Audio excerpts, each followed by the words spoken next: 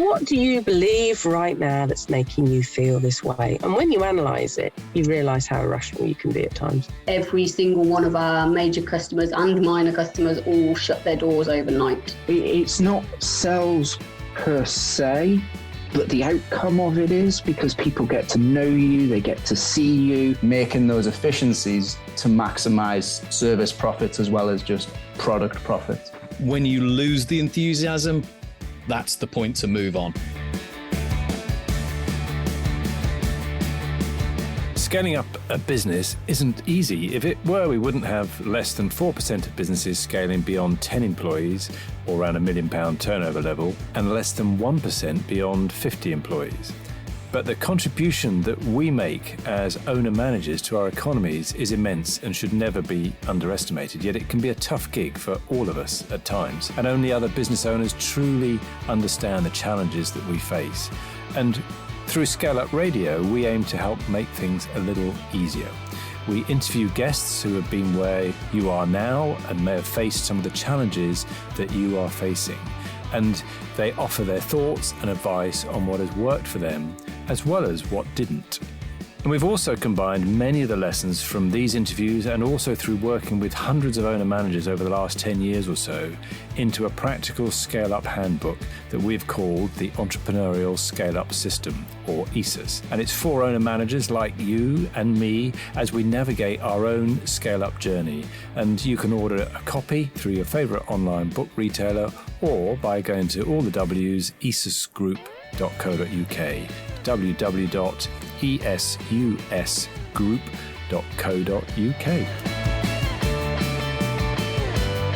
Hello, I'm Granger Forson. Find me on www.bizsmart-gloucestershire.co.uk or find me on LinkedIn. This time on Scale Up Radio, I speak with Angharad Wrigley, the owner of Hot Tubs Rock. Hot Tubs Rock is a business based in Lydney that sells and rents hot tubs and all the services you would need for one, along with all the garden furniture you would need to make it exceptional. They started in 2015 and now have 9 employees. It has recently expanded into Worcestershire as well. It's so interesting hearing Angharad's story of how her business started when she was bored at work one day. She then set up the business while taking a year out travelling with her children around the world. As always, we've covered a lot of ground, including being honest and visible with your pricing will make you different. Making decisions based on intuition and gut really works, backed up with sound risk debates. Being on the right social media platform is key to finding your customers. What I love about this conversation with Angharad is how she demonstrates that taking the opportunities as they arise in front of you and not holding back helps you build a fast-growing and successful business. It's always best to try and learn than to say, I didn't have a go. I know you'll get something out of this episode. So let's go over and listen to Angharad.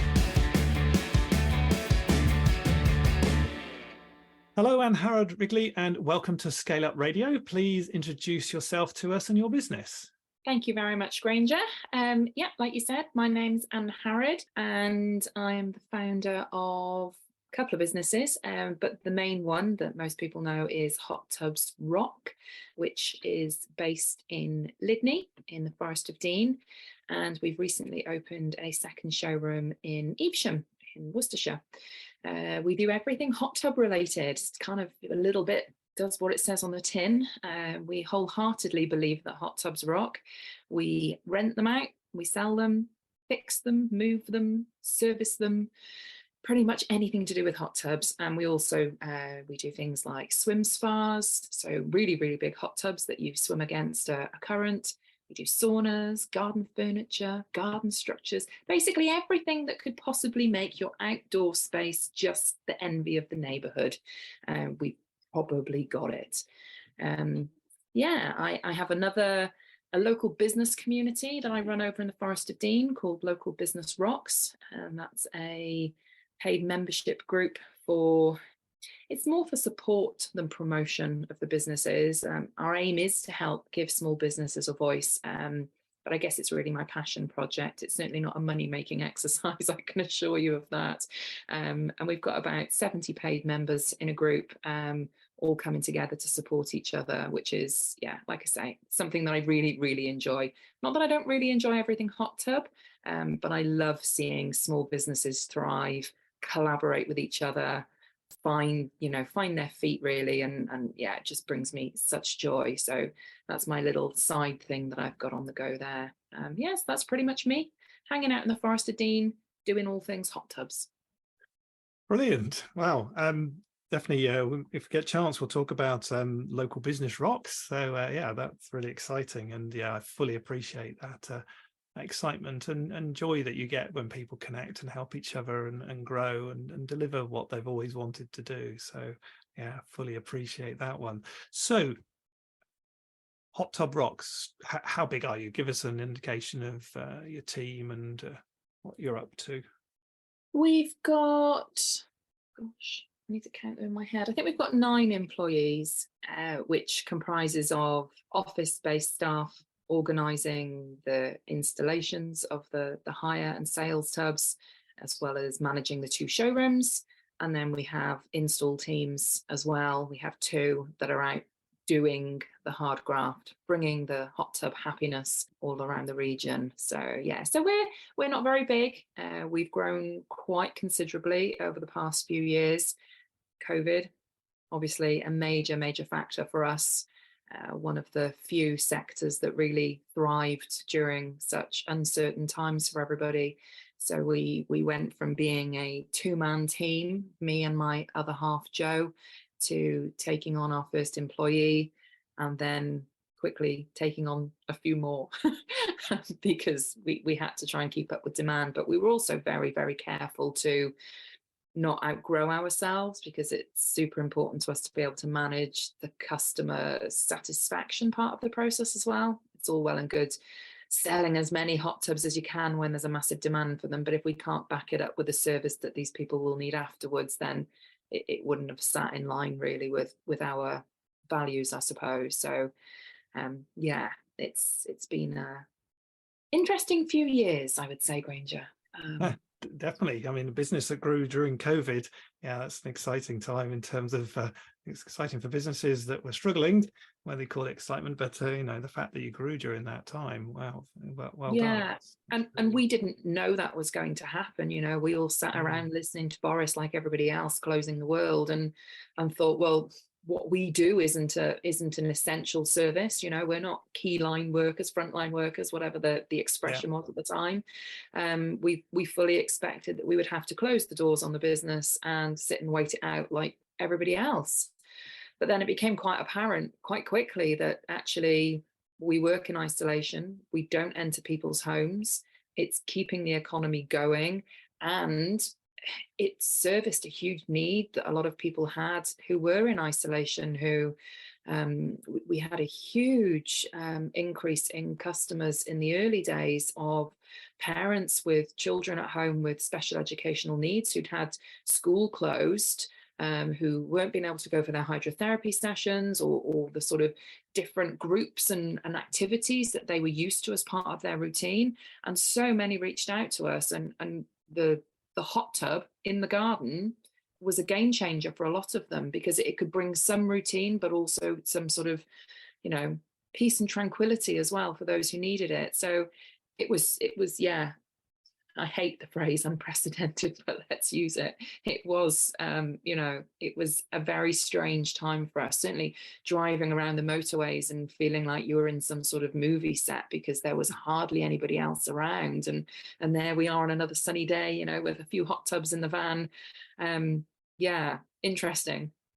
Yes, I know that feeling. I was working in a small business up in Redditch at the time as operations director. And we kept going because we serviced products that went ultimately into both the military and the oil and gas industries and things, and some medical research as well. I remember driving up the M5 and all the way from Gloucester to Redditch and didn't meet a single vehicle. So I know that very weird, strange feeling that you had then. Yeah, it was crazy. I'm not going to lie, it was crazy. So you've grown since as well. So you're still growing in terms of doing that. So what do you think? What makes you different? What do you strive to be best at? It's something that we struggle with a little bit in the hot tub industry. There's a bit of a mentality of sort of commission-led sales, and a little bit like that, the darker side of secondhand car sales almost, that there's people have an expectation that they should haggle, that there should be a deal. And I think it's something that the industry has done where it puts people in an awkward position. And so personally for me, I don't like to have to ask the price of something. I don't want to potentially feel like I mightn't be able to afford it, or, you know, it'd be uncomfortable. And there are many, many companies out there selling hot tubs that don't display their prices. They only give you the prices once they get your contact details, which I can't understand. And they don't display their prices on their website, so you have to come into their showroom. And it's something that we have strived to be very different about. So we have a fair pricing policy, which basically means the price that is displayed in our showroom and on the website are the same, because most places they're not. They're radically different when you turn up, but that is the price that you will pay. There isn't a perceived deal to be had. You know, nothing's been preloaded with an extra £1,000 to tell you that there's some sort of container deal that's come in, you know, and let's be fair, it's usually not true. It is a tactic within the industry to try and push that urgency for somebody to buy something, to encourage them that, you know, oh, it's not going to be at this price tomorrow. And we despise that. And it's something that we do try very hard. So if you were to come into our showroom tomorrow and there was a hot tub for £7,000 and you bought that, and then somebody else came in an hour later and tried to haggle, they're still going to get that for £7,000, because it wouldn't sit well with us that you had been done out of a deal because somebody else tried to haggle harder. So we are honest. We are not pressure-led. There's no dishonesty. We genuinely want people to make the right decision for them if they want to buy a hot tub. Our job is not to encourage somebody to buy a hot tub because there's more margin in it for us, or because, you know, well, there isn't commission in us. You know, we don't give our salespeople commission. We don't actually have salespeople. We just have people. So I think it's the biggest thing for us is we want to make it transparent. We want to make it a place of honesty and of trust. And we want people to not just get a good sale. We want them to get good after sales as well. And that isn't to do anybody else in the industry a disservice. It's just something that we know that we are very passionate about, and that's the way we roll. And you talk about the industry quite passionately there in terms of, you know, why you wanted to create something different. So why did that come about? Where did that come from? I just have this feeling of, I don't like, there's a lot of things I don't like in the industry, but it's just never sat well with me, feeling like I might be ripping somebody off or I'm not being honest. And I feel, I looked the other day, so I check out our competition, let's use that word, to see what other people are up to, you know, what kind of offers they've got, what innovations are around at the moment. So I always have a little mooch about, and there's things like, you know, £2,000 off, you know, plastered all over things. And when you actually look, it's not, they've just put the price up. And we had a lady come into us a couple of months ago who, locally to us, and she said, I've come in to buy my chemicals from you. I follow you on Facebook. I love everything that you do and I want to support you. I haven't bought my hot tub from you, which a lot of people say because we haven't been going that long. You know, some people have had their tubs 10, 12 years and they always try and justify why they haven't bought it from us. I'm like, you don't need to tell us that. That's fine. We're happy to help. But this lady literally had her tub like 2 days before. And she said, I couldn't buy it from you because it was so much cheaper somewhere else. And I was like, oh, okay, please tell me, where did you get it from and what was so cheap? Because there are prices that we're meant to adhere to. I know we can't legally sort of all stick to the same price, but there is a a guidance for most manufacturers. And this lady had been given £1,500 off a hot tub that actually was £1,500 more than we were selling it for. She hadn't actually checked the price that we were selling it for, but she'd seen £1,500 off the recommended retail price of this tub, couldn't afford, to pay an extra £1,500 by going somewhere else. And she believed that the people publishing recommended retail price, well, that would be what the price is across the board. And it wasn't. They put it on top. And it really grinds my gears. I can't explain injustice. Maybe that's my issue. I don't know. Maybe I'm some sort of caped hot tub crusader without a cape or a crusade. Yes, and I do appreciate that lady's comments about Facebook and things, because we also follow you on Facebook and on LinkedIn, and we like all your posts and the structures and the honesty that comes through on it, and that's definitely something that's there. So tell me about customers. So who are your customers? Where do they come from in terms of your marketplace? Well, during the big C word, they came from everywhere.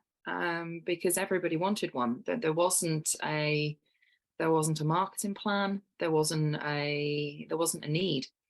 We didn't need to target a certain demographic, a certain type of person. We didn't even need to break down male or female. It was just everybody who had holidays cancelled or was stuck at home or could see what was going on. I mean, everybody getting hot tubs. People wanted hot tubs. FOMO became really big.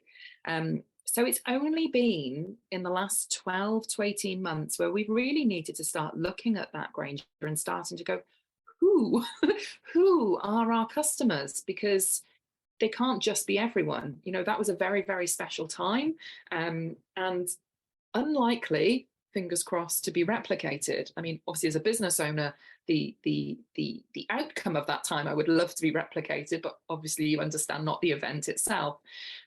So now really for us, it's mainly, I would say, the older market. So people who, hot tubs are how do I put it? They are a luxury item.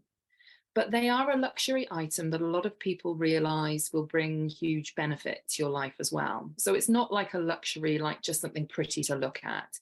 It's a luxury that brings just a whole raft of benefits, physical and mental health. So it's about finding those people that will appreciate that, who aren't concerned about disposable income, because that is a massive issue for us at the moment. I mean, as you know well, the economy is not in the happiest place. People are afraid about what's next. We've had a pandemic, we've had a war, we've had a cost of living crisis, we've had an energy crisis. Is there a plague of locusts coming next? What is coming? And people are concerned. So anybody who basically is reliant on an income from a job is probably not that keen to be buying high ticket items right now. So we have to be realistic about that. We do offer a range of finance packages and stuff so that we can help people who have the need for a hot tub get them. But realistically, the people that we want to attract and the people who do tend to just pop in and see us are those that aren't reliant on an income. They already have that mapped out and they want to live their best life, probably post-retirement, because I think if COVID did nothing else, it made us all realise that life is just too short. And if you're gonna have benefit and pleasure from something, then what are we waiting for? So you've started now to think about the marketplace and the structures of it. Has it really, in terms of your type of marketplace now, in terms of, you talked about people with a disposable income, maybe older people understanding the benefits of a hot tub, is that market static? Has it decreased because of what's going on? I don't think it has. I just don't think that we were aiming for them. So now we have to look for them. Whereas people were just flocking in through the showroom door in their droves. We almost said that we were just order takers. We didn't have to sell a product. People would come in and say, which one have you got available? What color? I'll have it. It was that straightforward. Now people are coming in and they want to know, what are the differences? What what benefits are in it from them? Why should they have one that's hardwired in versus one that's plugged in? Why should they have one with different pumps? And so it's brilliant because we actually get to do the real education piece. You know, we can actually help people make a decision based on their needs rather than that, I want one, what have you got? So it's a better experience for us as business owners and as sellers. But it does mean that there aren't as many people coming through the door, and we do need to work harder to find them. So, yeah, it has changed, but they haven't, if that makes sense. Yeah, very much so. Okay, so we got a good understanding now of the business and the marketplace. So why hot tub rocks? Take us back to that moment. Why did you and your partner, why did you decide to do this? What was that moment? Well, so back in 2015, which was when I started it, I was a civil engineer for a heavy steel manufacturing company, and I was bored, I think is the best way to put it. I'd previously owned my own business, and through a series of events I had lost that business. So I found myself at the ripe old age of 30 heading off to university to study engineering for 5 years, as you do, and was working in this job, and I wasn't really, it wasn't lighting me up. It wasn't filling me with joy. I was good at it. I could do it. I was the only female engineer in the company, so I was often wheeled out for all of the, tours of the factories or school visits, and I was a STEM ambassador, so I worked with local schools building bridges and stuff. So it was a good job, but it just didn't tick my boxes. I desperately missed being my own boss. I'm not very good at being told what to do, Granger, which I think is a common theme across business owners and entrepreneurs. We're not necessarily, we're not necessarily great at being instructed by people who quite often aren't as awesome as we are. And they don't necessarily realize that. So I was in this job and I was a little bit bored. And a friend of mine and I were just chatting one evening, and I was doing that whole scrolling through Facebook like you do when there's nothing better going on in the world. And I came across a company hiring hot tubs, and they were based up north in Doncaster. And hiring hot tubs, I'd never heard of such a thing. So I'm nosy. So I went and had a good mooch through their website to see what they were up to. And being an engineer, maths is my strong point. So I was quickly working out how much a hot tub cost to buy and how much you get when you hired it out and how many hires before you owned it. And hang on a minute, this seems like a really rather good idea.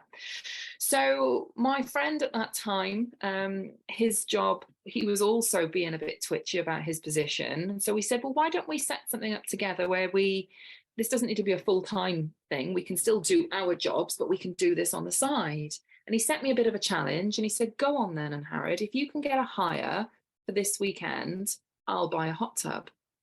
So I went straight on Facebook, posted out on my personal page, because I didn't have a business page or anything at that point. So my own profile rather, not page, sorry.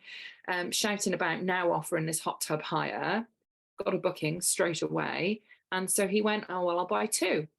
So those were just inflatable tubs at that time, had great fun with it. Run out of the house, there was no business premises or anything when we first started up. It was a bit of a side, I'm going to say the word hustle, even though I'm not a fan of it, bit of a side hustle. And yeah, I really rather enjoyed it. And then I had a bit of I would say midlife crisis, but that's probably wrong. I probably wasn't the right age to have a midlife crisis.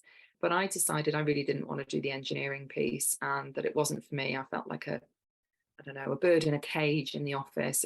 I was a single mum. My boys were, what age would they have been then? Like 9 and 7.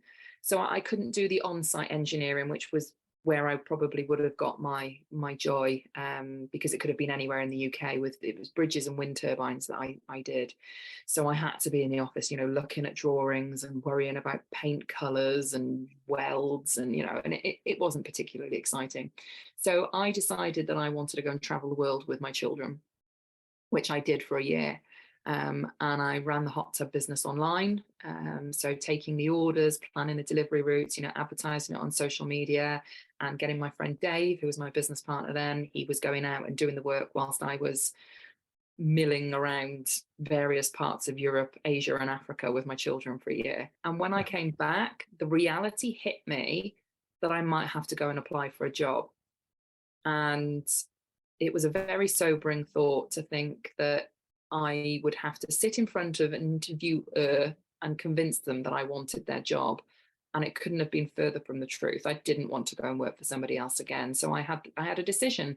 I either needed to really step up the hot tubs and stop seeing it as a, fun side weekend activity, or I needed to go and get a job.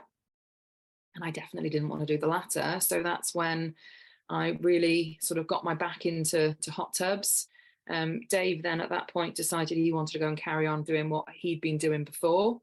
And then I met my partner, Joe, who's a qualified electrician. And I was sort of pootling about every week delivering my hot tubs. And he quite fancied getting involved and helping me streamline the operation, shall we say, improve it from a technical aspect. Whereas I'm very good at the, shouting about it on social media, getting the customers, even, going and installing it. I was happy doing that. But there were some finer points that needed tweaking, and he couldn't help himself. So I like to say he muscled his way into my business in 2017. But he didn't. He stepped in and made it better, undoubtedly better. And it became a sort of a full-time business really from that point onwards. And we moved the operation over to where he lives. He's got a very big outdoor yards with the shipping containers and stuff. So we set it all up operating out of there rather than from, my house. So we sort of stepped it up a little level, I suppose. And then we took our big first step and rented a commercial unit in 2019 in Lydney. Spent a long time looking for the right one. And that was a really, really big step, taking the business from no formal overheads to rent, rates, utilities, was quite probably one of the biggest steps we've ever taken, I suppose, going from nothing to paying, I don't know what it was, like £700 a month or something for that unit at the time, felt so huge, just so huge. And then, then 2020 happened, and we all know what happens in 2020, and we needed more space. And at that point, we'd only been hiring hot tubs. We'd upgraded in when Joe joined, we upgraded from doing the inflatables to doing solids as well. So we were hiring solid hot tubs, which meant we needed bigger van, and and so everything had to upgrade a little bit for that. And then the ultimate plan, whilst there was never anything formally documented, there was no business plan because it's not really the way I roll. The plan had always been that we wanted to sell hot tubs and we would love to have a showroom. But the capital investment required for that was probably, whilst hiring out, half a dozen hot tubs a week was not going to stretch to it. And then it happened. 2020 came, everybody wanted hot tubs. The local Forest of Dean District Council was very generous with grants because we had commercial premises. I even remember ringing and going, are we really entitled to this? And they're like, absolutely, this is standard for everybody that's got a commercial unit. You get this, I think it was £10,000. And that set us on the, right, let's do it. We can buy some hot tubs with that to put on display. And if we've got hot tubs to put on display, we can sell them. And that's how it's now escalated to 2 showrooms and, as I say, 9 staff. Wow, brilliant. And just going back slightly, when was the time of touring around the world and hiring through online? 2016. 2016, right. Brilliant. Wow. So fantastic journey to where you've got to now. You've got 9 staff, 2 showroom, for all the days back from when you decided to, you were bored looking at paint specs on wind turbines. Yeah. Fantastic, brilliant. I'm an engineer as well, so maybe one day we'll talk about that. But anyway, give us something. What everything seemed to sort of just happen in the air in terms of doing that. What have you learned so far? What goes right, what goes wrong in terms of building your business to date? I think for me, like I say, there is no formal business plan. Rightly or wrongly, I'm a person of intuition, following one's gut with a combination of a bit of heart thrown in and doing what I think is right. And I've been lucky to, find a partner in Joe that feels the same way. So we kind of go with what we feel will be good at the time, that sort of also takes us somewhere closer to where we ultimately want to be. So for us, it's just always been about being consistent and being honest and being real. You commented earlier about our social media. For us, it's been the way that we have grown the business. It's been where the majority of our customers have come from. We have a very, very loyal following on Facebook. And I probably repel as many people as I attract because I am authentically me on there. There might be an occasional bad word fall out of my mouth, or, not everything is polished and perfect. And I've always had a thing about not being, not putting out a persona that isn't us. So whilst, the hot tubs are fabulous and the team's great and we work really hard and we're really, really passionate, we are a small business. We don't have a massive budget for fancy videos and doing everything completely perfect. And actually, I think that serves us really well, because I've always had a fear, and it's definitely a fear, that if I go onto social media and I project this perfect, professional, polished performance, all those P's there then, Yes. and people actually come into the showroom and meet me and that's not what I'm like, I don't want somebody to be disappointed. And I don't say that in a, I wouldn't want people to be disappointed because they meet the real me. I mean, I just don't feel the need to be disingenuous and put something out there that isn't actually the way we are. Yeah. And it has served us really, really well. We do weed out some of the customers that we don't want. And, and that isn't me trying to, I'm not sat here in a position going, no, we don't need the custom, because quite frankly, right now we do. But we also don't need the aggro that some people bring with them. Some people just have that thing that they bring with them, and they're better suited to a different company. And that is abundantly clear from our social media messaging, that if you're not going to like us in the way we are here, this is how we are when you come to buy a hot tub from us. This is how we're going to be when you've got your hot tub. And this is how we'll be if you need help or you come back to us. We'll be honest, sometimes a bit sarcastic or a bit witty, but genuinely us, Okay. And I think that's one of the things that has really done us the best service, is just being consistent with our social media, because that's where our customers hang out. That's one thing that we did realize early on. Our target market is Facebook. It isn't Instagram. It isn't TikTok.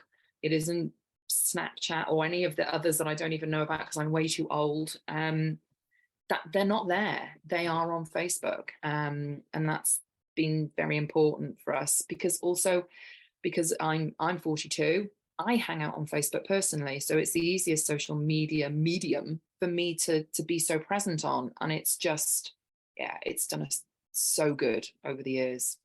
I can't put into words how powerful Facebook is for us. Yeah, brilliant. Okay, so just going back to this no formal business plan. So, you got you and your business partner. How do you actually then make decisions that's helped the business grow? Because you've had these pivot points that have come through, you've explained those in the journey. How did the two of you make this decision in terms of doing things? Again, it's very much back to the whole gut instinct. Things present themselves to us. We find the way that we operate. We don't go necessarily searching for things, whether it's the way we operate our business, whether it's the way we live our lives. We find opportunities present themselves. So opening the showroom in Evesham, we did not go looking for that. We would not have gone looking for a second premises. The business is not really in a position to open a second premises. So we were aware, we knew the company that was operating out there. So it was already a hot tub business in the building that we'd taken over. They've been there for 3 years. We know them. We've met them. They have the same supplier as us. We've met them at like supplier networking conferences and that kind of stuff. And our supplier told us that these guys were going to retire. And the first thought in my head, what are they doing with that showroom? And I said to Joe, am I crazy? I'm having thoughts about their showroom. And he went, I'm thinking about their showroom too. And it's that, you know, and it very well could be the undoing of us. But when we then looked at it, we weighed up what are the pros and cons. Let's go as basic as we can. You know, it would be great because we'll double our shop window. You know, we will double our catchment area of where we can supply tubs to. It's already a hot tub showroom, you know, so we will pick up an element of existing custom for chemicals, servicing, filters, that kind of thing. You know, what are the downsides? Well, it's increasing the overheads, isn't it? And in a time when really we are trying to reduce them, not increase them. So what could go wrong? Well, you know, we mightn't be able to afford it. It mightn't sell the tubs that we need it to sell, you know, so what's the worst case scenario? So we looked at everything, and it sounds really cliched, but literally everything, almost the stars aligned to make it a no-brainer to try. The landlord we reached out to, he said there's a waiting list for these units, but he'd had a look on because we'd done it through the hot tub company that were there. I'd picked up the phone to them and said, how would you feel about us taking on your showroom? Because we're not, you know, underhand sort of people. If he'd gone, I really don't like the idea of that, we probably would have walked away from it. But he was like, no, great, go for it. So I asked if he'd put us in touch with the landlord. So I spoke to the landlord. He went through all of our social media and websites, saw the reviews, saw how engaged we are, how proactive we are, you know, that we are not like a lot of hot tub companies have operated for a very long time and operate on that whole word of mouth, you know, and they sit in their building knowing that people will come to them because they've done so many hot tubs over so many years that it is just a natural progression that somebody will either want to come a new one or, you know, it's the way it works. We're new. We've got to go out and we've got to find it now. And he saw that and he said, I really, really like what you're about. There are waiting lists for these units, but I would like to still have a hot tub company here. So I was very honest. I said, I don't know if this is madness. I don't, you know, it's really uncertain times. The hot tub industry is not, you know, we're experiencing now what a lot of companies experienced during COVID. You know, people are being uncertain and cautious with their spending. So I was honest, and he said, well, as long as you communicate with me, I will let you leave your tenancy penalty free at any point. So we're like, well, that's the first thing. I mean, that's not, you know, that common, is it? No. And then we went and spoke to our supplier and said, look, this is what we want to do. But realistically, are we in a position to do it? And they've helped us with the hot tubs. So everything just lined up, literally one thing after another, that made it really silly for us to not try. And my personal beliefs are that I don't wish to look back at life and regret the things I didn't try. I don't mind trying something and failing. I've been there, I've failed, you know, and failure is just another step to learning. It's nothing to be afraid of. Yeah. That doesn't mean that I just go gung-ho into everything without, you know, doing any kind of risk assessment. Don't get me wrong. But it felt like I would regret not trying. Joe agreed. So that's what we did. So whilst, yeah, no formal plan, there's somewhere we want to be at the end of it. And we know that we have to keep sort of going up to get there. And when these opportunities present themselves, we make a decision based on where we are right now and where we want to be. And it's interesting because what you're actually saying is an opportunity comes along, but you assess that opportunity. Being an engineer, you could already see the thinking you took us through in terms of the decision making you did, but the realization that actually that opportunity is there. So let's go for it in terms of if everything lines up, and they do. You know, an expression, interestingly, I came across a number of years ago is, every 30 days, an opportunity comes across your path. Are you awake to see it? Okay. And it's honestly, it's so true, because I genuinely, as soon as the words came out of the guy's mouth saying they're retiring, it wasn't even a second. It was straight there. Yeah. What were they doing with the showroom? And I couldn't ignore that. I can't ignore, you know, I can't ignore it. Like I say, it mightn't be the right decision, but I will happily try and not succeed, and know that I did my best. And Joe, like I say, he feels exactly the same. So it's not like one of us is unsure and one of us, and that's where decisions probably, there would be other conversations if I was trying to convince him into it, or the other way around, but we both felt exactly the same. So yeah. Brilliant. So you've grown in terms of headcount. So you've got 9 people now, you're saying, in terms of doing that. So how do you ensure that you hire the right people for your business? It's so difficult. I have learned over the past few years that recruitment is not my specialist skill. I recruit with my heart. I recruit people I like, and it doesn't always work out. We're very lucky with the team that we've got, but it's very, very difficult. It's my least favorite thing about being a business owner, Granger, without a shadow of a doubt, is staff. Yeah, it's very, very difficult. I have not perfected it yet. So if and when I do, I will let you know. But right now, yeah, recruitment's not my bag. I'm no good at it. So one of the things we often talk about with my clients is thinking about your values as a business, and thinking about your value structure, and then finding people that through a process of interviews and discussions that meet your values as a business. And if people meet your values and love your purpose, then actually they are a much better fit.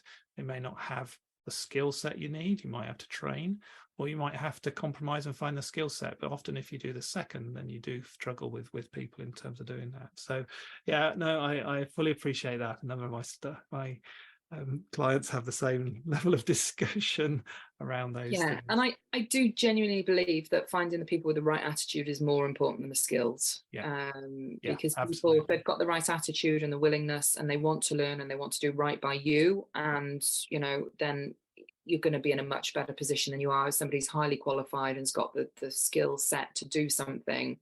They don't align with you and your values, then you're onto a hide into nothing, quite frankly. Yeah. So the other element that's really important in business is cash. So how do you keep on top of cash and keep an eye on it? Terribly. There's no other word for it. Terribly. Since the day we started taking the business seriously, everything that's ever come in has gone back into the business. We haven't sat still in the last 4 years. So there hasn't been, I have my little cash flow forecast. I love a spreadsheet. I'm an engineer. Surely I love a spreadsheet. So I do love a spreadsheet. So I know what's up. It's not always... it's not always that easy to manage. Cash flow in particular is it's probably up there with recruitment. Also not my specialist skill. We're doing all right. We're still here. But it is, it's not easy.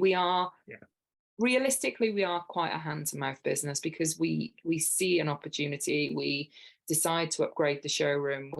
Everything goes back in. We aren't living a champagne lifestyle at all. We probably we definitely earn less than our employees, but that's because we're building a future. We're building a business. We're building an asset, and it all goes back in. So yeah, we manage it by the skin of our teeth.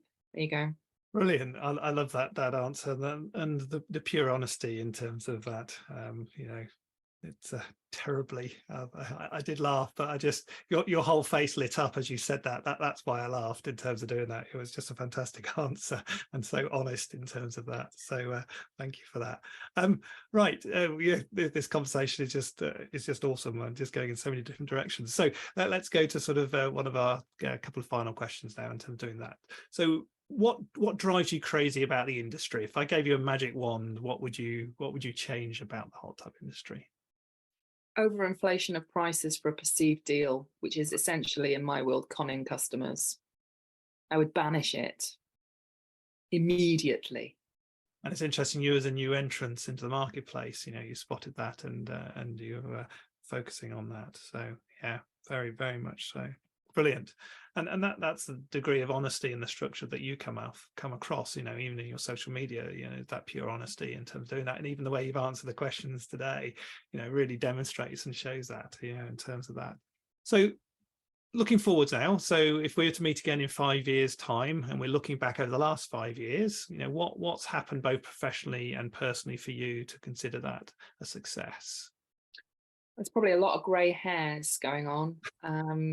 We've got an interesting couple of years, months ahead of us. We are in sticky times. There is no denying it. With what we sell and what we do, there are people who are cautious about spending money, and for us, it's something that we have to be aware of, and we have to change our strategy. We have to really. We can't sit and wait for people to come to us. We really have to go out there now. And as a company that was started during a time when you didn't have to do that, it's a little bit of a culture shock for us. So the next few years, it just involves us continuing to shout so very loudly about who we are, where we are, and what we do. Will there be another showroom? Maybe, possibly. I know where I'd want it. That's one thing that I know.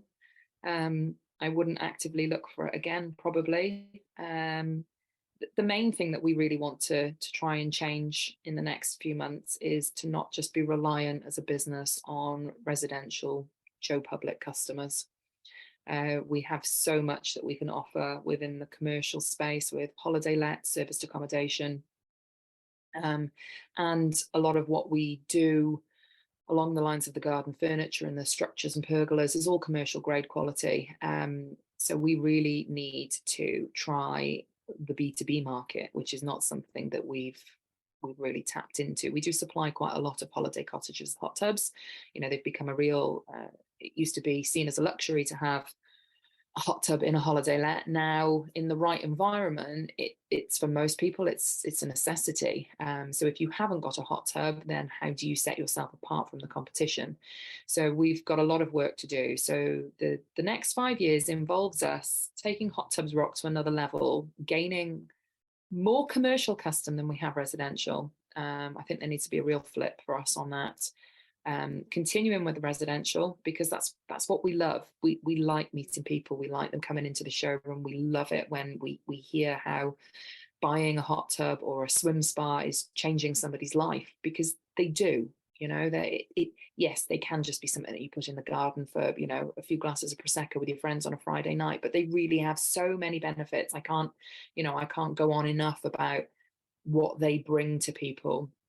None of us prioritize ourselves enough. And taking time out of life to just do something for yourself, and something as simple as sitting out in your hot tub in your garden for 20 minutes with a cup of tea in the morning, listening to the birds waking up and watching the world start, it's priceless. And I want to bring that to more people. I genuinely do. It's not just about number of units sold. It is about number of people that have got benefit from them.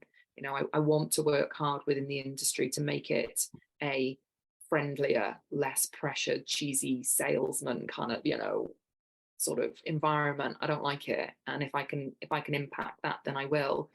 And if Joe and I can continue to receive the trust, I suppose, from the customers that have, given us their thousands of pounds to swap for a shiny plastic thing that goes in their garden they fill with water, then we'll be okay, because people do trust us and we don't let them down. So we will have grown, or we will have shut down. I think that's all there is to it. Honesty, I can't help myself. Yeah. Well, Angharad, thank you so very much for this conversation. It's been fascinating in terms of, the journey you went on, in terms of just sitting there as an engineer being bored, seeing an opportunity on Facebook and working out what actually could be made in terms of a business from that, your initial foray into it by renting them out while traveling around the world, and then building the business in terms of the growth that you've done, the real passion you have for being honest and bringing that forward in terms of doing that, the real focus on social media to help drive, and being there during COVID and allowing that opportunity for the business to grow. I love the expression in terms of, you've just all the stars have aligned and you've taken those opportunities as they've come along. And I think that's a really massive benefit from your background and who you are to help that business achieve where you're going and where you want to go to. So a really exciting future in terms of doing that. So we're going to finish off the conversation as we do with a quick fire round. Okay, so off we go. If you went back to younger you, what advice would you give yourself? Buy lots of hot tubs in 2019. It's the truth. Yeah, brilliant. Yes. Which books would you recommend? Oh, books. I do like a book, but I don't prioritize reading them enough, I've got to be honest. I've become quite an audio book and podcast person. Think and Grow Rich. Really, really love it. Really love it. Completely opened my eyes. Yep, great book. Know that one. Podcasts. So you listen to podcasts as well. Which ones do you recommend? Oh, current favourite is Ellie Mackay on a Mission. I don't know if you've come across her. She is amazing, interviewing lots and lots of entrepreneurs and some very high level ones, but also she's on a mission to become the best version of herself, and it's kind of a sort of a journey documenting that. So it's something that I really get involved with and thoroughly enjoy. So I cannot recommend that one enough. Obviously ScaleUp Radio, but yeah, Ellie Mackay is up there for me. I love that with a passion. Thank you. On your phone, which apps make the most difference for you? Facebook and WhatsApp. They shouldn't. It should be like habit tracker or something where I'm drinking lots of water and meditating in my garden, but it's not. It's Facebook, because that's where I spend most of my time promoting our business, and WhatsApp it's where I stay in contact with everybody who can't see me in person because I'm running around like a crazy fool most of the time.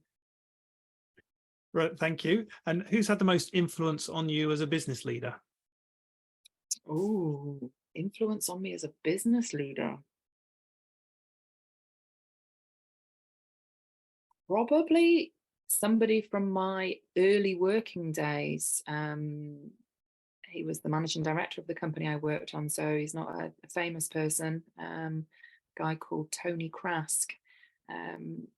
Just really, really inspirational, taking a tiny little business and growing it into something, and brought all his family along on the journey as well. And he didn't take any prisoners, but I was never afraid to go into his office. There was a certain level of respect there. And he gave me opportunities at a very young age to really advance myself. So he's certainly the one that I would relate to and spent the most time with, although there are probably a lot of people who work for him who wouldn't agree with that at all. But yeah.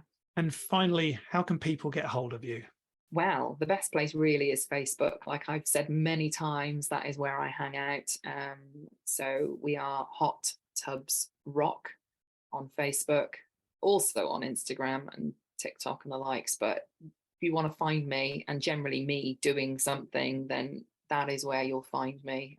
You can also follow me on LinkedIn or connect with me there. I'm Angharad Wrigley, but it's not easy to spell, but I am the only one. So, it does have its benefits. If you can persevere with the long Welsh name, then you will find me. But Hot Tubs Rock is where it's at on Facebook. And Angharad Wrigley, thank you so much for this great conversation today. You're very welcome. It's been a pleasure.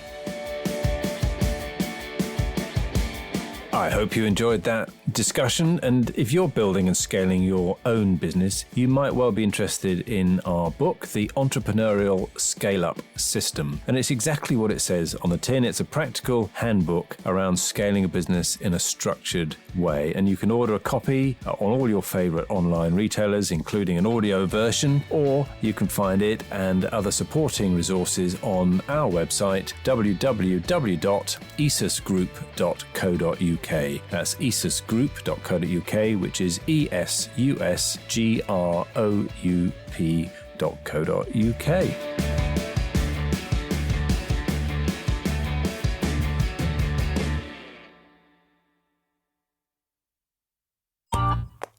This has been a Monkey Pants Productions podcast.